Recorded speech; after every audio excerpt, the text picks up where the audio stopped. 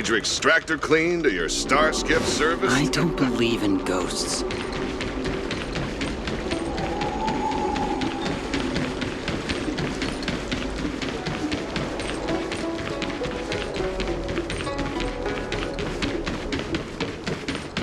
What is your purpose for entering the seat of divine foresight?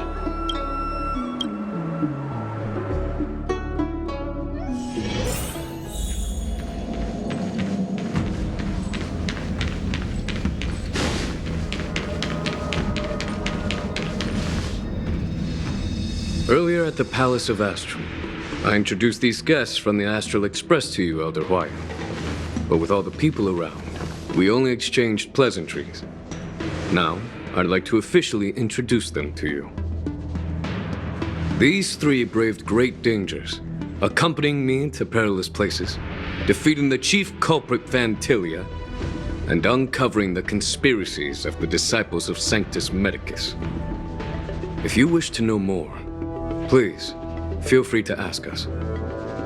Well, I skimmed through the reports about the Arbor's rebirth from the Master Diviner Hu. She's been summoned to the Yuchue for questioning. There are a lot of doubts within the Alliance about this whole situation. But despite all that, I believe in you. Since you joined the ranks, you have repeatedly achieved remarkable feats. After the High Cloud Quintet each went their separate ways, despite the many criticisms within the Alliance, the Marshal still stood firm against the dissenting voices and entrusted the Lawfu to you. Over the years, you've served the Alliance with loyalty and wisdom. You've taken down abominations in Thalassa, rescued the Xianzhou Yuchue from a siege, and destroyed the demonic planet summoned by the denizens of abundance. I still remember those battles vividly. There are fools who doubt your loyalty. They're happy to see the divine foresight fail because it gives them some kind of sick satisfaction. They haven't achieved anything of their own, so they feed off the failures of others. But I've seen enough failures in my time, and I want to believe that your loyalty has never wavered. So, General Fei Xiao of the YANQING is the only one investigating the Ambrosial Arbor crisis on behalf of the Alliance? No. I am too. This old man's words always catch me off guard. The Marshal ordered me to come to the Xianzhou Lawfu, but the document only says, attend the war dance and listen to Fei Xiao's questioning.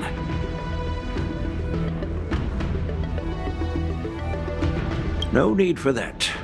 You're all important witnesses. The Marshal is well aware of Jing Yuan's purpose in holding the ceremony and understands the situation he is facing. She mentioned it because she believes both issues are important. Thanks for your kindness and sincerity, Elder Hwyan. But is it appropriate to tell everyone here about the Marshal's orders? By introducing the Express's witnesses to me alone, aren't you aiming to discern the intentions behind both my actions and Fei Xiao's, and whether there's any discord between us? Well, since I'm being open and honest with you, I encourage you young folk to do the same. As for the Ambrosial Arbor crisis, all I need to do is listen.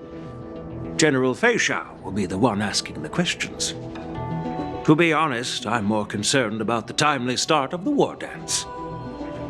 Oh, by the way, I've prepared a gift for the war dance.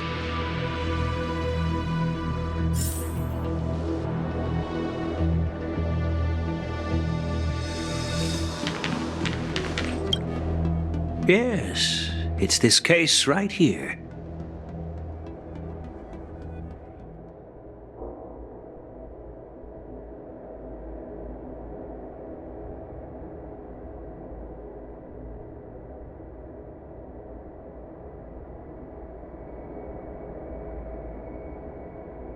There will be numerous contests and celebrations during the war dance, and the main event will be the Ringmaster's Challenge. The host will dispatch a skilled warrior to take on challengers from all over the cosmos, showcasing the excellent martial arts of the Xianzhou Laofu.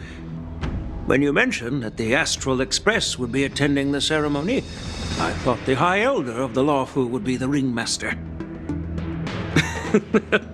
You humor me, Elder Huayan. The healer lady is just a young lady who knows nothing about martial arts. How can I assign her as the ringmaster? I'm no match to you when it comes to joking.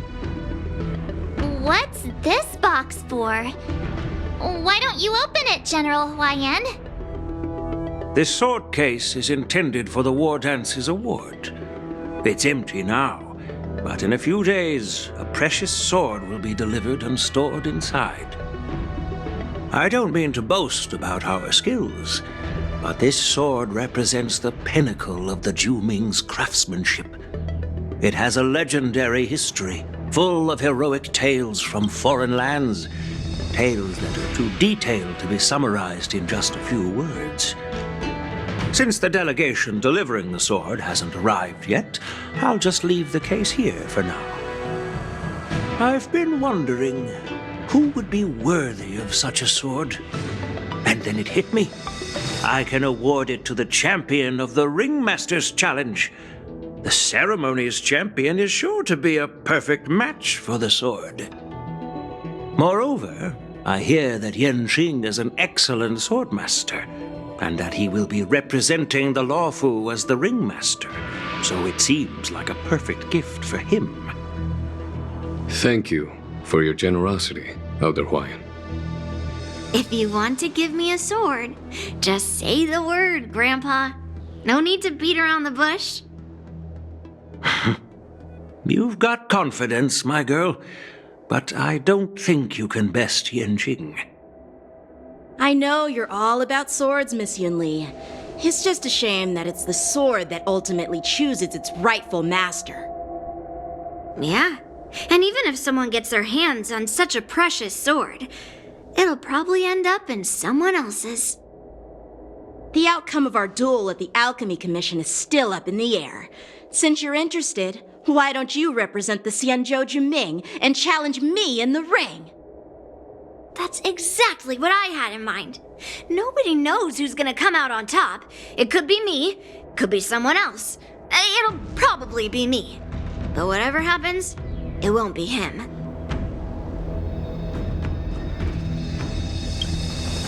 Not to be rude or anything, we've been watching their drama.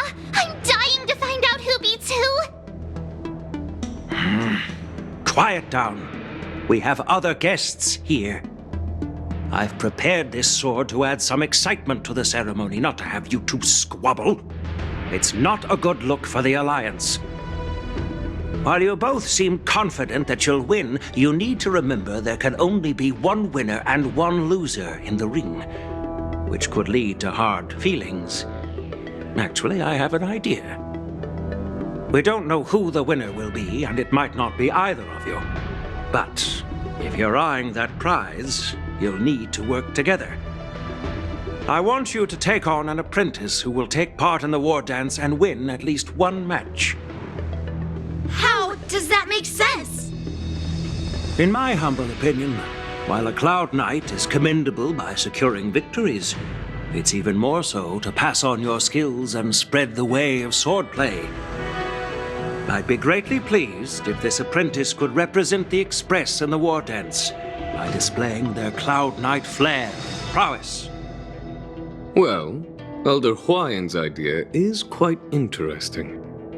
Imparting swordplay skills requires teamwork, and both the winner and the loser will learn a valuable lesson regardless of the outcome. The question is, whom should the two of them take as an apprentice?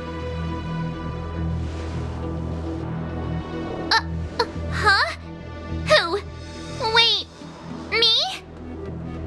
I noticed just now that Miss March seemed quite interested in the outcome of your sword fight, so I thought, why not teach her the art of swordplay?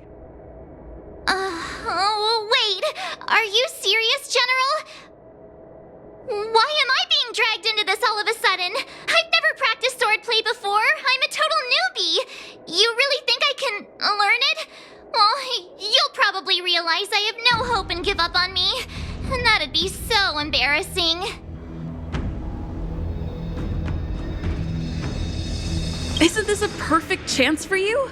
I remember you mentioning that you wanted to learn some sword moves. Yeah, I did say that. But this is all happening so quickly, don't you think? Miss March is like a piece of jade in the rough, just waiting to be shaped. The war dance is the perfect opportunity to see what heights she can reach. I appreciate your kind words, General YN. But won't teaching me swordplay be a waste of YANQING and YUNLI's time? They should be preparing for the ceremony. Plus, I heard that each swordmaster has their own special moves. What if they let something slip while teaching me? If everyone knows each other's tactics, won't that make it hard to catch people off guard during the war dance? That's considerate of you, March 7th. But don't worry.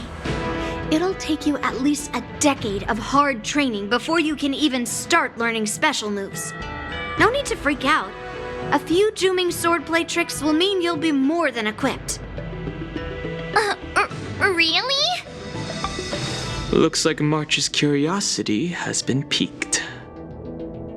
The whole point is to know each other's moves. Defeating your opponent in just one move? How boring would that be? Plus, what really decides a swordsman's fate isn't some special move. It's the solid fundamentals. So Miss Yunli has already agreed. What do you say, YANQING? General, I haven't graduated yet. How can I be qualified to teach swordplay to others? So you're admitting your defeat, huh? If you're not even confident to teach, why don't you let me be the ringmaster instead? YANQING, teaching an apprentice is also a way of honing your own skills and gaining insights. You've been an apprentice for years. It's about time you looked at swordplay from another perspective. I see, General. Then count me in.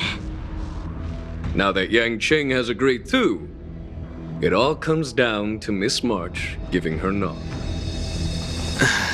It's up to you to make the final decision, March.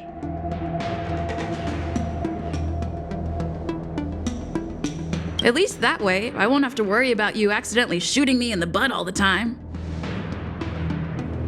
Hey, I've never missed my target. Then I'm on board. Thank you for your kindness, General YN. Great! Starting tomorrow, YANQING and YUNLI will teach you the basics of the Cloud Knight's swordplay. YUNLI and I will head out and purchase some sword practice equipment for Miss March. Think of it as a little initiation gift.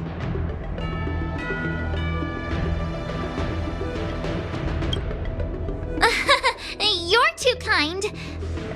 Wait, you're giving me a gift? Shouldn't it be the other way around?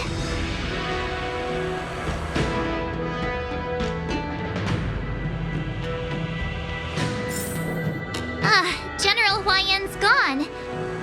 Wait, why does something feel off about what we talked about?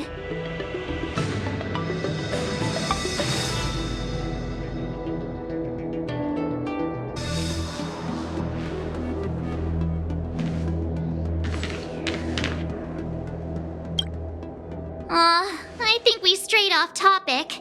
How did things even get to this point? Yeah, I brought you here because the General said he had some important matters to discuss.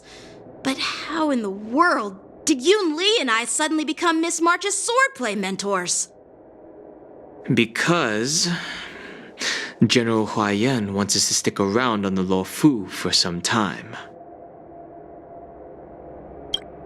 But from his point of view, we're no different from all the other tourists who may leave at any time.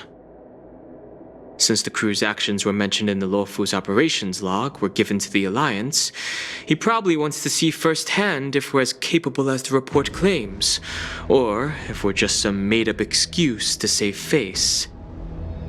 And he wants to see it for himself during the war dance, which is why he even dragged YUNLI into this. What began as a simple contest between two sword masters has now evolved into you two collaborating to mentor March. Elder Huayan is still that tricky general who likes to give everyone a headache. My apologies. Truth be told, I invited all of you to the ceremony because I wished for you to act as my witnesses. I apologize for not disclosing this information earlier. In the coming weeks, I'll also invite all of you to a meeting with General Fei Xiao, where you may need to answer her questions and clear up any doubts she might have. So please, be prepared for the meeting.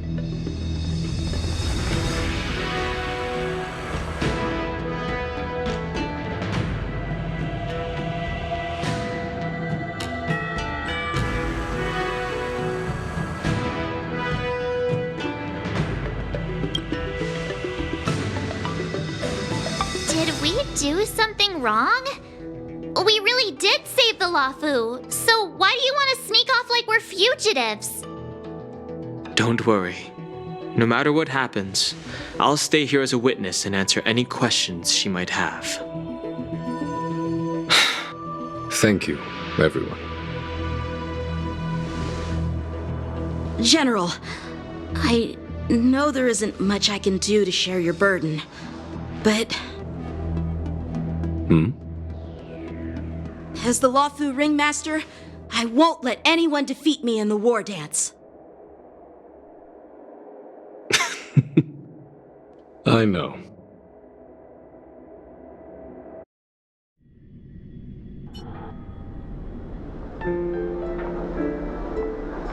The illustrious Merlin's Claw waiting for me? And for so long, too? It's quite an honor. It's been a while, General Fei Xiao. It's been 30 years since we last saw each other. Right, Yukong? Yes. Back then, you were the vanguard of the Yaoqing's Verdant Knights, and I was a pilot of the Luofu's Rainbow Orbit Fleet. Who would have thought that upon meeting again, you'd be a general, and I'd have given up flying? It really does feel like a lifetime ago. Well, I wouldn't say I haven't seen you in 30 years. After all, your great victories are announced through the Yellow Bell resonance system every day. So I'm well aware of your great feats. How's your health holding up? Still stable, I suppose. Do you still remember the medic who saved me in battle? That healer with the odd name and peculiar temperament. What was his name again? Was it Pichu? Or Kachio? Jiao Cho. He's been my retainer and personal healer, delegated by the Alchemy Commission from the Xianzhou Yaoqing. Over the years, he's dedicated himself to managing my condition. It's thanks to him that I'm still in good health today. Given my background, I'm happy to have made it this far. I'm relieved to know that you're safe and sound. Well then, since you and Elder Huayan are here, I imagine you must have received orders from the Marshal? As your friend, may I ask how the Alliance intends to punish the General of the Luofu? The Arbor's rebirth has frightened the elders who lurk behind the scenes. They fear the resurgence of abominations, much like what happened 30 years ago. Although the report from the Luofu explained all the details, we don't know if the Ruin Legion really invaded, or how exactly the Stellaron Hunters and the Astral Express became involved. This puzzle has many missing pieces. As you know, the fugitive Jing Liu, who mysteriously disappeared many years ago, has resurfaced. This time, she has brought along an Outworlder and a coffin. claiming to offer the Marshal a method to fight against the Eons. The Lawfu Preceptor has also leveled accusations against Jing Yuan for neglecting the Alliance's principles. She asserts that Jing Yuan enabled the exiled Imbibitor Lunae to re-enter the Lawfu, thereby unlocking the lunarescent depths within Scale Gorge Waterscape, which in turn disrupted the Vidyadhara's dutiful watch over the Ambrosial Arbor. It is for these reasons that I have come here to the Lawfu today. Well, duty calls. Perhaps I shouldn't have mentioned all of this to an uninvolved person, but since we once fought together, I didn't want to keep you in the dark. Perhaps pretending you didn't hear any of this would be for the best. I understand. I'm sorry. I was out of line. I know I shouldn't be defending General Jing Yuan right now, but... well, you know how I am.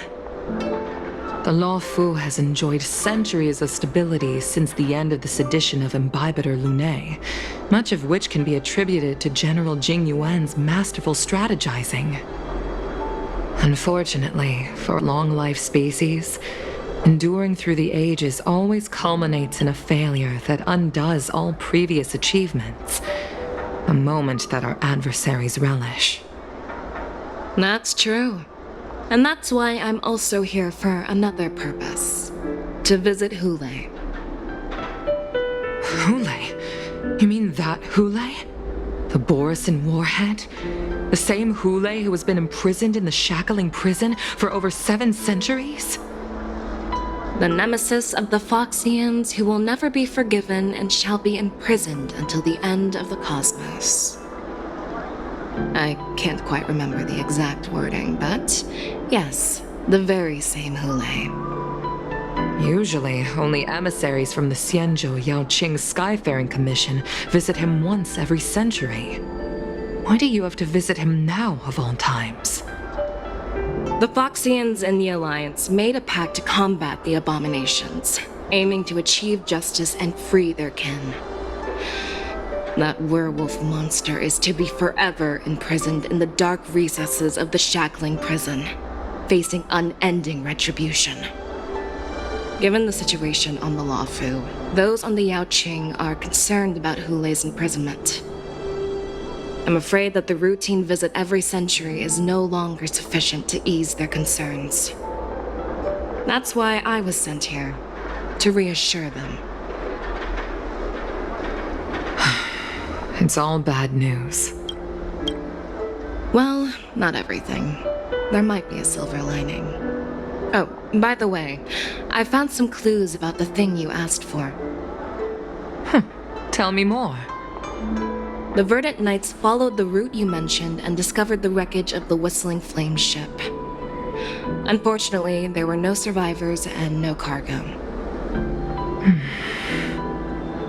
However, someone had already been on the scene before we arrived.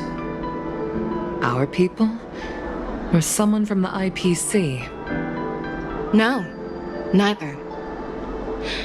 Yukong, have you heard of a person named Ron May?